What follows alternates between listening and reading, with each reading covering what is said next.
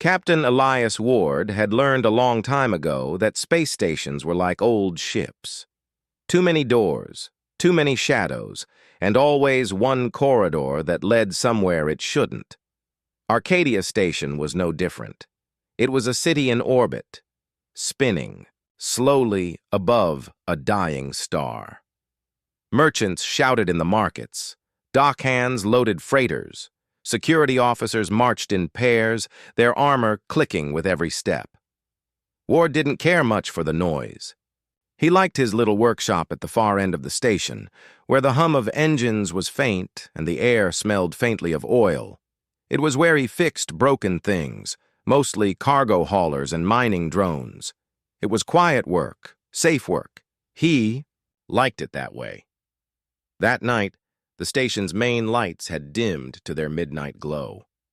Most shops had closed, leaving only a few food stalls open for the night crew. Ward walked the last stretch to his workshop, sipping a cup of bitter coffee. He keyed the door open, expecting darkness. Instead, the room was already lit. He froze. Someone was inside. She stood in the center of the workshop, tall and still, as if she had been waiting for him. She wore armor unlike anything he had seen before, smooth plates of crystal and silver, fitted perfectly to her form. A faint crown-like shape rested on her brow, glowing softly with blue light. Her eyes met his, calm and sharp, as if measuring him. Ward set his coffee down slowly. "You're in the wrong room," he said. The woman smiled, just slightly. "I know." Her voice was low, steady, and carried a strange echo, like distant thunder. Ward frowned. "Then you'd better start explaining before station security finds you here. They don't like strangers breaking into private bays." "They will not find me," she said calmly, stepping closer. "And I am not here by mistake. I came to see you." Ward almost laughed. "You don't even know me." "Oh, I do," she replied. "Elias Ward, former captain in the Terran fleet, veteran of the Skarn Border War, honorable discharge. Now, an engineer who hides on the far side of a neutral station." Ward's mind sharpened. Whoever she was, she had done her homework. "You've been digging into my past," he said. "Yes," she said simply. "Because I need your help." Ward crossed his arms. "You still haven't told me who you are." The woman straightened, her presence filling the room. "I am Zarathis, Queen of the Mirkai Dominion." Ward's eyes narrowed. He had heard the name before. Everyone had. The Mirkai were one of the most feared empires in the galaxy. Their fleets were massive, their conquests legendary. Their ruler, Zarathis, was said to be a cold, unshakable leader. Now she was standing in his workshop alone, without guards. "You're lying," Ward said. Her smile didn't fade. "Am I?" She reached into her armor and pulled out a crystal seal, no bigger than her palm. The symbol etched inside was unmistakable, the royal crest of the Mirkai. It shimmered with a shifting light, something no forgery could reproduce. Ward stared at it, then at her. "If you're really the queen, then what in all the stars are you doing here? Shouldn't you be sitting on a throne somewhere?" "I have left my throne," she said, "and I may not live to see it again." Ward didn't like the sound of that. "And you want me to help you?" "Why?" Zarathis's eyes were steady. "Because if you do not, the galaxy will burn." There was a long silence. Ward didn't believe in big speeches about saving the galaxy. That was the kind of trouble he had left behind years ago. But there was something in her voice, not fear exactly, but urgency, like a clock ticking down. "Talk," he said finally. She stepped closer, lowering her voice.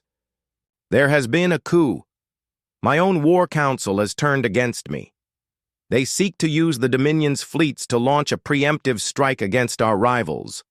The war they plan will not stop at our enemy's borders. It will spread. It will consume worlds that have nothing to do with our disputes, including human colonies. Ward's jaw tightened. And you think telling me this will help? I have proof, she said. From another compartment in her armor, she drew a small black data crystal.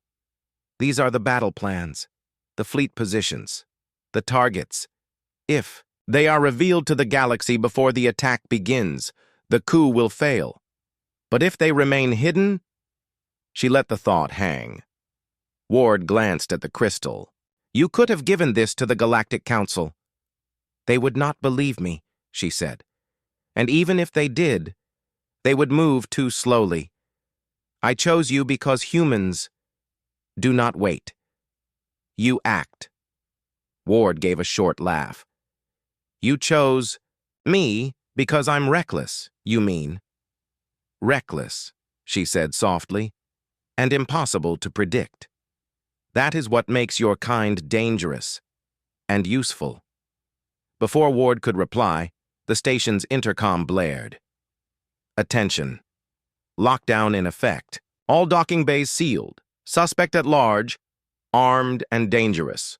Security sweep in progress. Zarathus's gaze didn't waver. They are here for me. My generals have already sent hunters. Ward felt his pulse quicken. This was no longer just a strange conversation in his workshop. This was now a live trap. If security found her here, they'd both be dragged into an interstellar political nightmare. He looked at her, then at the locked door. You've brought trouble, right? To my doorstep, Your Majesty. Yes, she said simply. But if you help me, we can end it before it begins.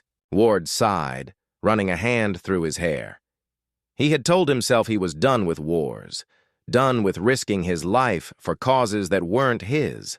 But now the most dangerous woman in the galaxy was standing in front of him, saying she knew exactly where she was and why. Somewhere deep down, he already knew he was going to say yes. Ward locked the workshop door and lowered the blinds over the small viewport.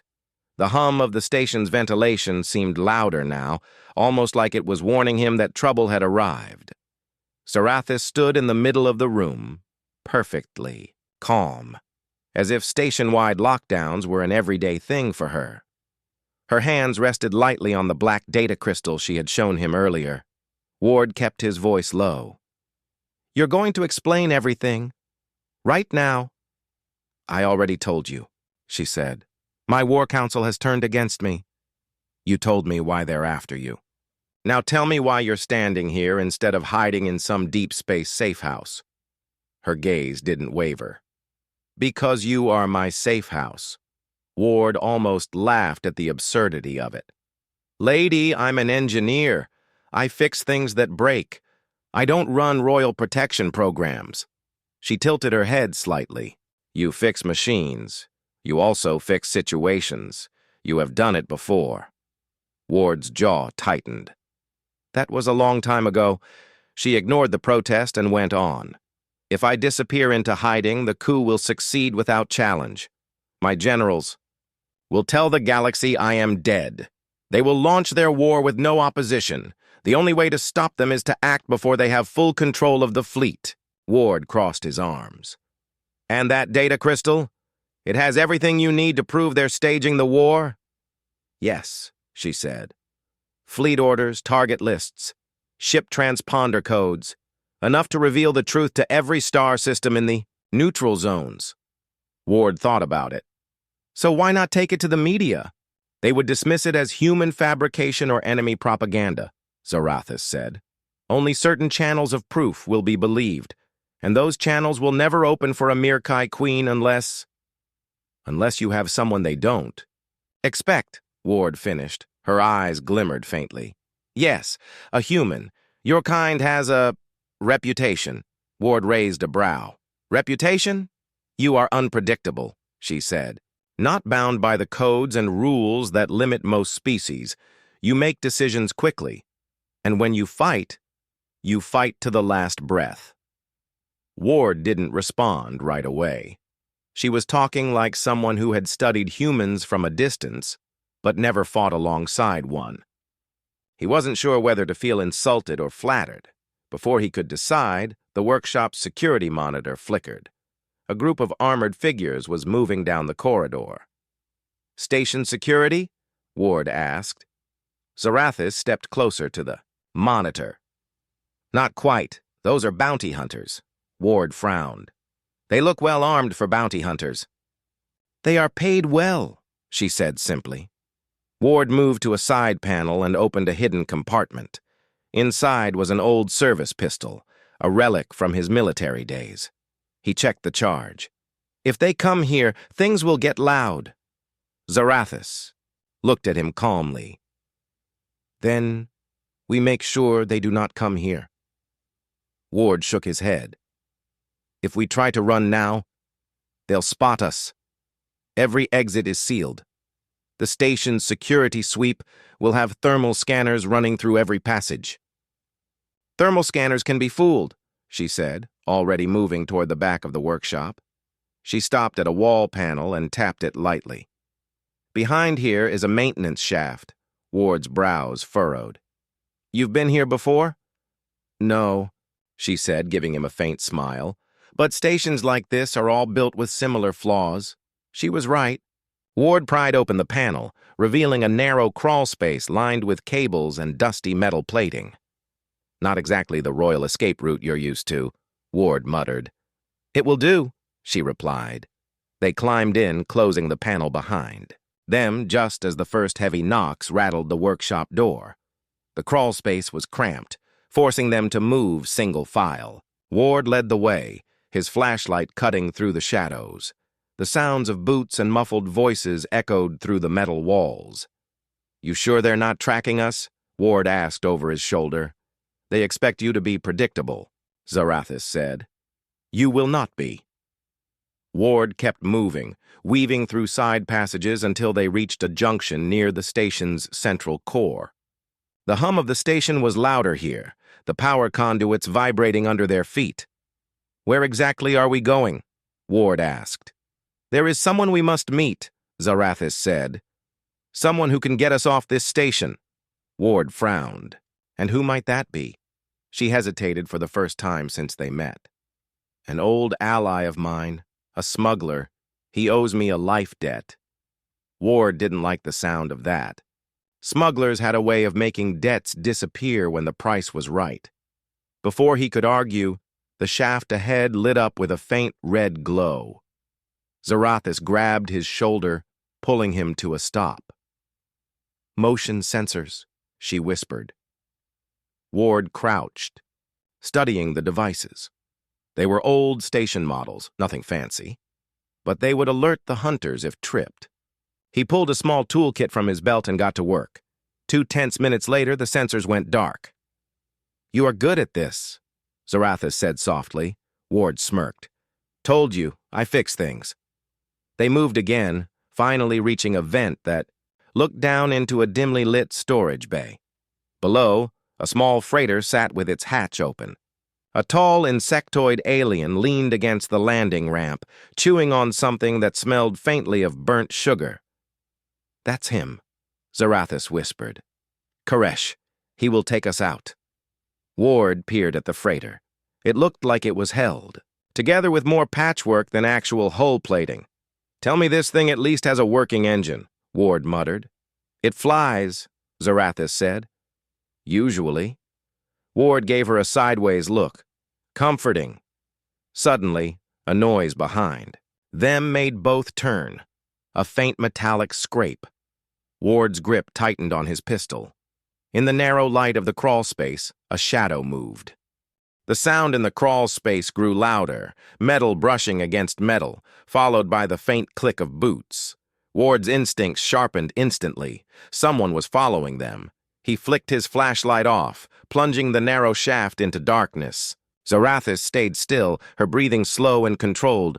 Ward whispered, "How many? 2, maybe 3, she murmured, her voice barely audible.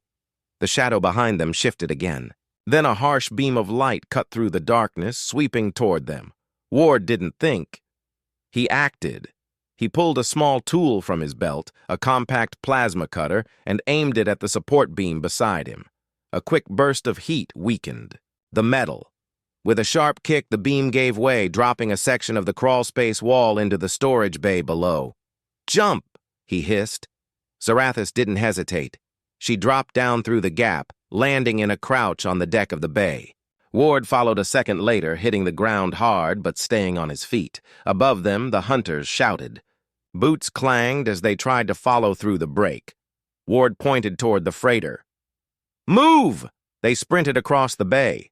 Koresh, the insectoid smuggler, straightened at the sight of them. His mandibles clicked in alarm. "What are you—" "No time!" Ward barked. "Hunters incoming!" The first shot rang out, a bright streak of energy slamming into a crate beside them. The smell of scorched metal filled the air. Koresh's eyes widened. "Inside now!" They dashed up the ramp as more shots followed. Koresh slapped a panel and the hatch slammed shut behind them. Ward turned to Zarathis. "We're not safe. Yet.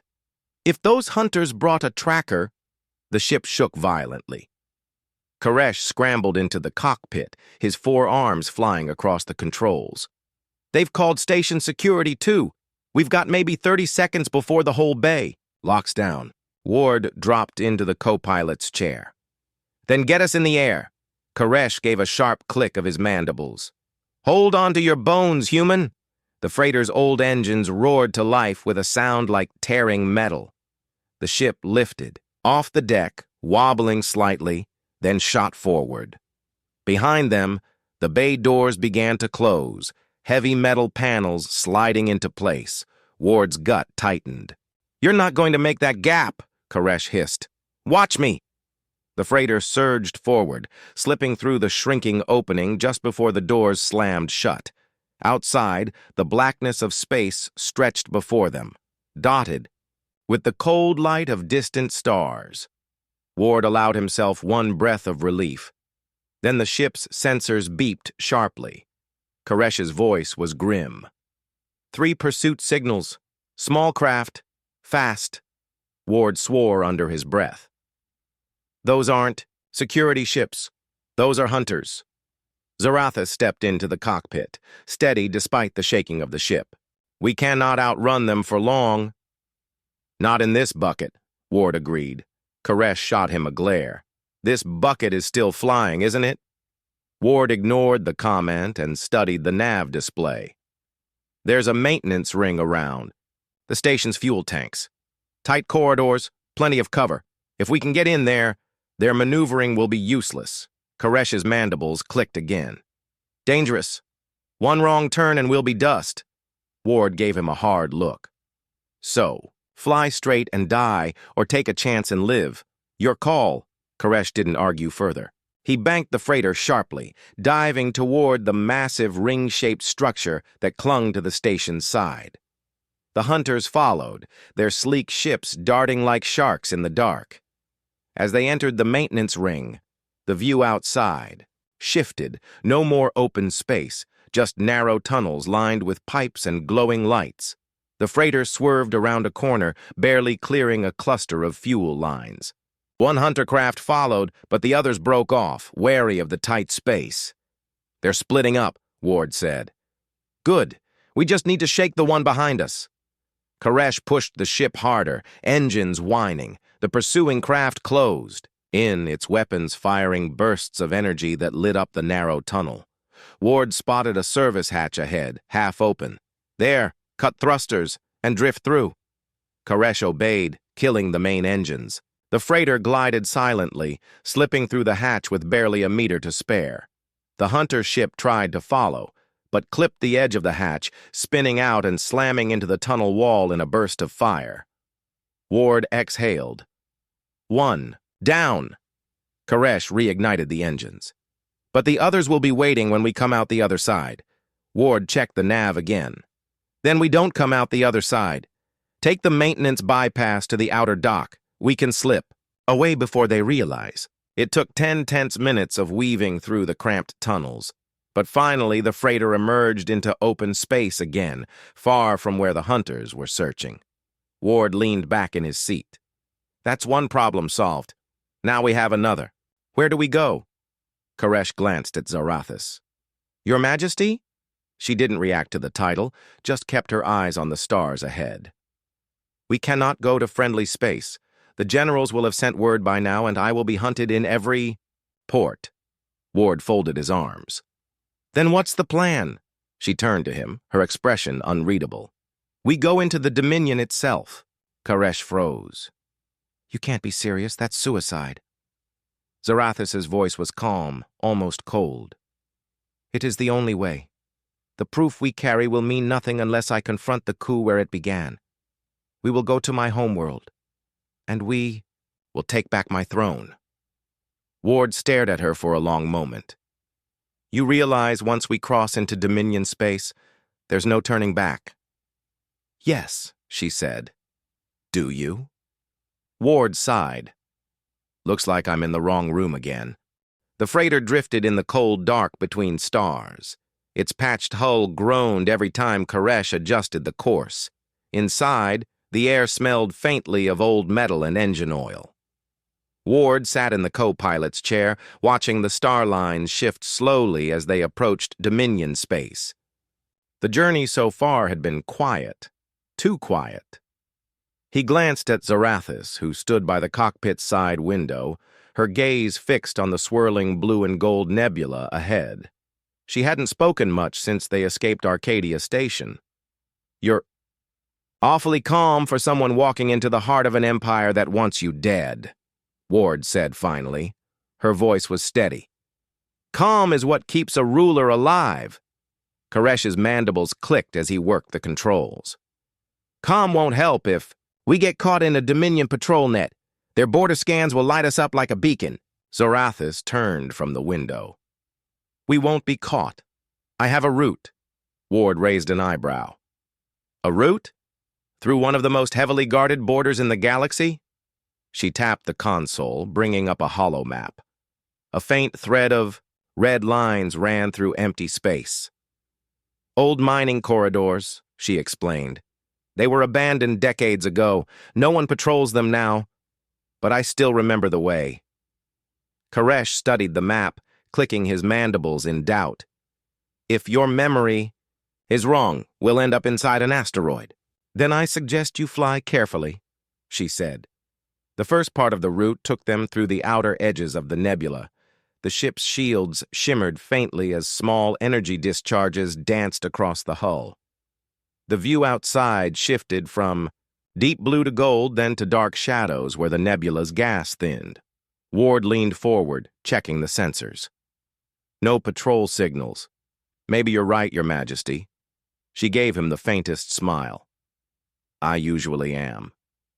They reached the mining corridor, a massive tunnel carved through an asteroid field, lit only by the occasional flicker of long-dead beacons. The walls were jagged and close, forcing Koresh to guide the freighter with precise, careful movements. The deeper they went, the more Ward noticed signs of age, broken mining drones, rusted scaffolding, and chunks of rock floating free. Halfway through, the ship's proximity alarm beeped. Ward's head snapped up. Contacts! Koresh swore in his own language. 2 small ships closing fast. Zarathis's eyes narrowed. Pirates.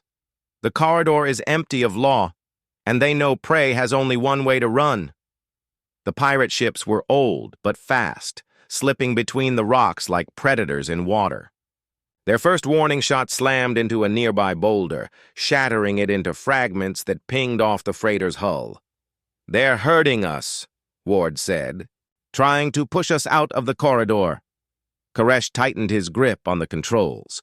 Not going to happen, Ward strapped in. Then give me access to the dorsal turret. Koresh hesitated, then pointed toward a ladder. Second hatch, on the left. Ward climbed up quickly, finding the turret's old targeting console. The controls were stiff, the seat creaking under him, but the system came to life. The first pirate ship swung into view, its hull painted with crude markings. Ward locked on and fired. The turret spat a burst of plasma, the recoil shaking the entire ship. The pirate swerved, the shots grazing its wing. The second pirate came in from above, firing a volley that rocked the freighter hard. Ward adjusted quickly, sending another blast that caught the pirate's engine. The ship spun away, venting fire and debris. Koresh's voice crackled through the comm. "Nice shot, human, but the other one is still on us." Ward spotted the remaining pirate trying to overtake them, moving into position to block the corridor. Not for long. He aimed low, targeting the rock wall just ahead of the pirate. The plasma blasts tore chunks of stone loose. The debris, fields slammed into the pirate ship, breaking its shields. The vessel spun out of control, scraping hard against the jagged corridor wall before disappearing from Ward's view. With the path clear, Koresh pushed the freighter forward. Minutes later, they emerged from the mining corridor into open space and Dominion territory. Ward returned to the cockpit, wiping sweat from his brow. "If that was the easy part, I'm not sure I want to see the hard part." Koresh gave a dry click. "The hard part is keeping our heads once we're on the ground." Ahead, the Dominion homeworld began to take shape. A massive planet shrouded in silver clouds, its surface glowing faintly from sprawling cities. Zarathis stood tall, her gaze locked on the world. "My home," she said quietly. Ward studied her expression. "And the place where every general who betrayed you will be waiting." "Yes," she said, "but also the place where I will take back what is mine." Koresh began the descent, the freighter shuddering slightly as it hit the upper atmosphere. "We have to land somewhere quiet. If we head straight to the capital, we won't survive long enough to knock." Zarathis nodded. "There is a loyalist outpost on the southern continent, old allies of my family. They will give us shelter, as..." They cut through the clouds. The planet's surface came into view. Vast plains of black stone, rivers of glowing minerals, and towering crystal spires that caught the sunlight like mirrors. Ward couldn't help but mutter, "Not exactly like Earth." "No," Zarathis said, "and soon it may look worse if the coup succeeds." They landed the freighter in a canyon far from any main city. The air outside shimmered with heat, and the sky glowed faintly with two suns. As they stepped out, a small group of armed Mirakai emerged from a concealed entrance in the canyon wall. Their leader, a tall figure in dark armor, approached and bowed slightly to Zarathis. "Your Majesty," he said, "we feared you were dead." "Not yet," she replied, "but I will be if we waste time. Gather your people. We move for the capital at once." Ward glanced at Koresh. "Guess we're really doing this." Koresh's mandibles clicked. "Into the lion's den, human." Ward adjusted the strap of his pack. "Yeah, let's hope we're the bigger lions." The air inside the room grew heavy. The hum of the ship's engines seemed louder, as if they were holding their breath along with everyone else. The alien queen stood in the center, her tall frame casting a shadow that stretched toward the doorway. Her crown-like head ridges gleamed under the ceiling lights, and her piercing golden eyes locked onto Alex. "You know why I came here," she said slowly. Alex crossed his arms, trying to act calm. "You said you came for me, but why? I'm just an engineer. I fix engines, not galactic problems." A faint smile tugged at the Queen's lips. "That is where you are wrong, human. You fixed more than an engine. You fixed my escape route. Without you, I would still be trapped in enemy hands." Alex frowned. "And what does that have to do with barging into my room uninvited?"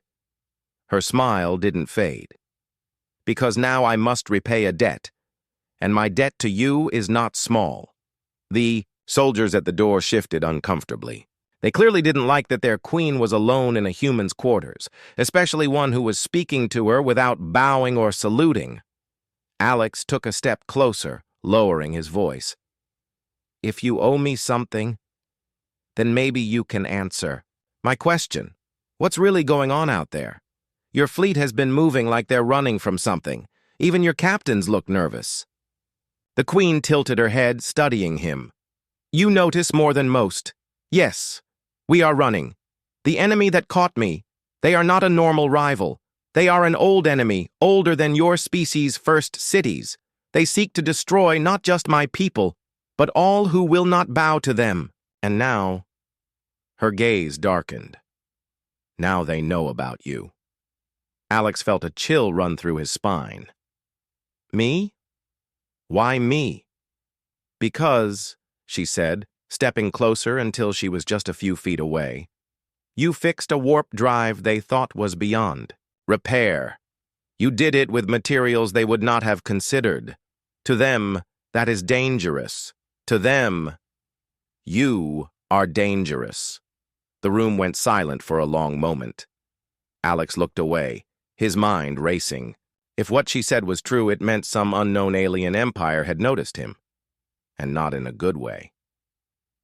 "What do they want?" he asked finally. "They want to take you," she replied without hesitation. "They will either use your skills for themselves or ensure you never use them again. That is why I am here. My debt to you is protection. But in return, I ask something." Alex narrowed his eyes. "And what's that?" The Queen's voice lowered to a near whisper. "Help me win this war." Alex let out a short, humorless laugh. "You want me to, what, build weapons? Fix your ships? I'm one man." "You are more than that," she said firmly. "Your way of thinking, it is different. My engineers would have abandoned the drive I gave you. You restored it. You did the impossible. Do that for my fleet, and I will give you whatever you want. Safety, resources, even a ship of your own." Alex paced the small space, running a hand through his hair. "And if I say no?" Her golden eyes didn't blink. "Then I will still protect you. But when the enemy comes, I cannot promise my protection will hold." It was a blunt truth, not a threat. Alex stopped pacing and met her gaze. "If I do this, you have to promise me something in return. No lies, no secrets. If I'm going to risk my life, I need the full truth about what I'm walking into." The Queen considered him for a long time, then nodded. "Agreed. You will have full access to what my people know. But be warned, human. Truth is often more dangerous than lies." A loud knock came from the door. One of the alien guards stepped forward. "My queen, the fleet is ready to jump. We must leave now." She gave a small nod, then turned back to Alex. "You have until we reach the next sector to decide. When we arrive, either you will stand beside me, or you will be escorted to a safe colony far from the war." She turned and walked toward the door, but before leaving, she paused and looked over her shoulder. "I hope you make the right choice, Alex. For your sake. And mine." When she was gone, Alex sank onto the edge of his bed, staring at the floor. His mind was a storm. War. Unknown enemies. A queen who had chosen him for reasons that still didn't feel clear, and above all, a choice that could change his life. Forever. Somewhere deep in the ship, alarms briefly chimed as the engines powered up for a hyperspace jump. Alex didn't know it yet, but whatever choice he made, there would be no going back. The freighter hummed quietly as it floated in the dark space near the Dominion capital. Inside, Captain Elias Ward sat at the console, his hands steady despite the storm of thoughts racing in his mind. Queen Zarathis lay in the small medbay, her breathing shallow but steady. The battle to reclaim her throne was only just beginning. Ward stared at the star field beyond the viewport. The galaxy was watching, waiting, and no one expected humans to be part of this deadly game. That was their secret strength. "Ready?" Zarathis's voice was weak but determined. Ward nodded, more than ever. The plan was simple but dangerous. The coup leaders had taken control of the Dominion's fleet command. If the Queen wanted her throne, She had to strike at the heart of their power. But the generals would never allow her fleet to move freely, not without proof that the coup was exposed to the whole galaxy. Ward tapped a few keys. The freighter's systems hummed louder, now linked to a powerful Dominion communications array hidden in orbit. With this, Ward could broadcast the coup's secret war plans, the stolen fleet orders, the attack targets, the betrayals. If the galaxy saw the truth, the generals would lose their allies. Their warships would hesitate. The coup could collapse. From within, Zarathus watched the data streams on the screen. "You do not look afraid, human," Ward gave a tired smile. "I've learned fear slows you down. This is just another fight." They prepared to send the transmission. Ward's fingers hovered over the keys. Then the freighter shuddered violently. "Warning! Incoming fleet!" Koresh shouted from the cockpit. Ward's eyes narrowed. "They found us!" The view outside changed rapidly. Dark warships poured out of the Dominion capital, weapons primed and engines roaring. They were the loyalist fleet, but many were still under the general's control. "Brace yourselves," Ward said. The freighter shook as energy blasts hammered its shields. Zarathus gritted her teeth, struggling to remain conscious. Ward worked. The controls dodging and weaving, trying to keep the array link active. "Almost there!" he shouted. The transmission started, data pouring out in a flood of signals to every listening station, every ship in the neutral zones. The battle raged around them. Explosions lit the dark space like fireworks, and the freighter's hull groaned under the fire. Suddenly, the transmissions were blocked. A powerful jammer struck the system, threatening to cut their message off. Ward cursed and worked quickly to override the jammer. His hands moved fast, sweat dripping down his face. Come on," he muttered. Then, with a sharp beep, the jammer fell silent. "Transmission is live," Ward said, relief flooding his voice. Across the galaxy, the stolen plans spread like wildfire. Governments, traders, and civilians alike gasped at the truth. The coup was real. The generals planned to start a war that would destroy millions. Back in the Dominion fleet, confusion erupted. Some ships turned off their weapons, questioning orders. Others began retreating. Zarathus felt strength return. "The galaxy knows. They will watch us now."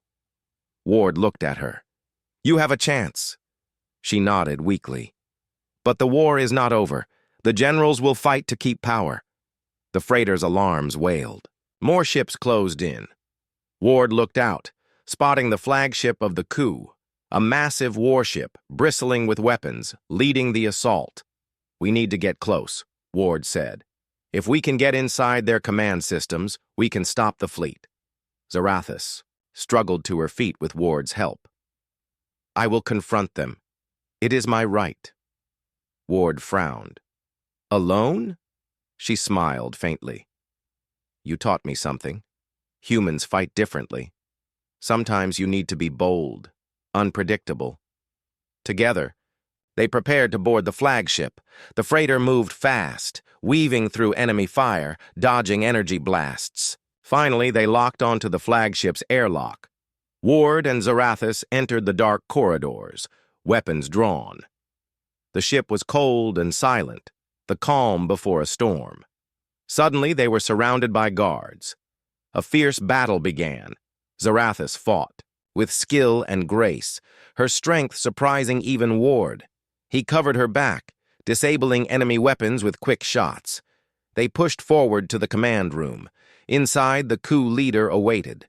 A towering general with cold eyes. Zarathus stepped forward. "This ends now," the general sneered. "You are finished, Queen. The galaxy will fall to order. Our order." Ward raised his weapon. "Not if humans have a say." The fight was fierce but brief. Zarathus challenged the general to single combat, an ancient law of her people. They clashed, energy weapons sparking, each blow echoing through the chamber. Ward hacked into the ship's system, shutting down weapon control and locking doors. Finally, Zarathus disarmed the general, her blade at his throat. "Yield," she commanded. The general hesitated, then dropped his weapon. With the coup leader captured, the loyal ships rallied. Ward sent out a final message. "The Queen is alive. The coup is over. Stand down." The galaxy listened. Back on the freighter, Zarathus looked at Ward. "You changed everything." Ward smiled. "Humans always do." As the stars gleamed outside, a new chapter began, one where humanity was no longer the quiet neighbor, but a force the galaxy would never forget.